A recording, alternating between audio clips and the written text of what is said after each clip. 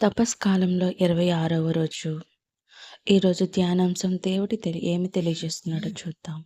మొదటిగా 1 యోహాను 4:21 దేవుని ప్రేమించువారు తన సోదరుని కూడా ప్రేమించవలెను అన్నది క్రీస్తు మనకు ఒసిగిన ఆజ్ఞ. రెండవ వాక్యము 1 యోహాను 2వ అధ్యాయము వచనములు 14, 15 తన సోదరులను ప్రేమింపనివాడు ఇంకను మృత్యువునందే ఉన్నాడు. తన సోదరుని ద్వేషించువాడు హంతకుడే. తరువాతి వాక్యము కీర్తన 133:1 సోదరులెల్లరూ కూడి ఐకమత్యంతో జీవించుట చాలా మంచిది, చాలా రమ్యమైనది.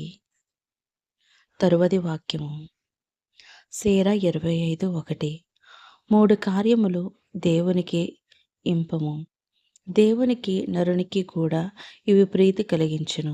సోదరులు ఐకమత్యముగా జీవించుట, ఇరుగు పొరుగు వారు స్నేహముగా జీవించుట, భార్యాభర్తలు పొందికగా జీవించుట. ముందుగా చదువుకున్న ప్రతి వాక్యమును కూడా ఇప్పుడు మనం ధ్యానించుకుందాం. దేవుని ప్రేమిస్తున్నానని చెప్పేవారికి అది మొదటి లక్షణం. తోడి వారిని ప్రేమించు అనేది రెండవ ఆజ్ఞగా ప్రభువు ఇచ్చి ఉన్నారు.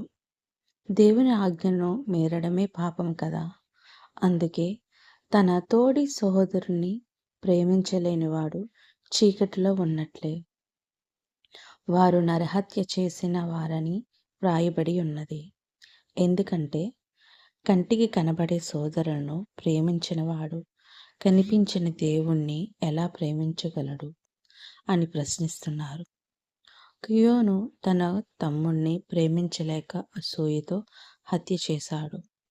దేవుని ప్రేమ ఎవరిలో ఉంటుందో వారు తన సోదరులను ప్రేమించగలరు. వారు వెలుగు సంబంధులుగా జీవించగలరు. కావున నీ సహోదరులను నువ్వు ప్రేమించాలి. నీ ఇరుగు పొరుగు వారిని ప్రేమించాలి. భార్యాభర్తలు కలిసిమెలిసి సంతోషకరంగా జీవించాలి. కావున ఈ యొక్క 40 దినాల్లో ఈ యొక్క ధ్యానాంశం చాలా ముఖ్యమైనది. ప్రతి ఒక్కరితో కూడా ప్రేమగా మెలగడం దేవుని యొక్క కృపే. దేవుని కృపలో నడిచి ప్రతి వ్యక్తి ప్రతి ఒక్కరిని కూడా సమానంగా ప్రేమిస్తారు, సమానంగా జీవిస్తారు. సహోదరులతోనూ, కుటుంబంలో ఉన్న ప్రతి ఒక్కరితోనూ, ప్రతి వ్యక్తితో కూడా ప్రేమగా జీవించడం, ప్రేమగా నడవడం, ప్రేమగా మాట్లాడడం, ప్రతీది కూడా ఈ 40 దినాలు దేవుని కృపలో మీరందరూ కూడా తెలుసుకొని జీవించాలని ఆ నాథుడిని ప్రార్థిస్తాం.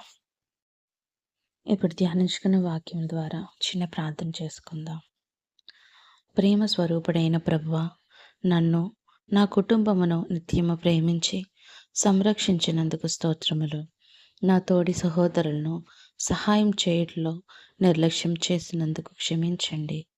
ఎప్పటి నుండి అయినా నా సోదరులను ప్రేమించి నా శక్తి మేరకు వారికి సహాయం చేయు మంచి మనసును నాకు దయచేయండి. ఐక్యతను ప్రోత్సహిస్తూ మనసును దయచేయమని మా నాథుడైన క్రీస్తు ద్వారా మనవి చేయుచున్నాను పరమ తండ్రి. ఆమేన్. Praise the lord.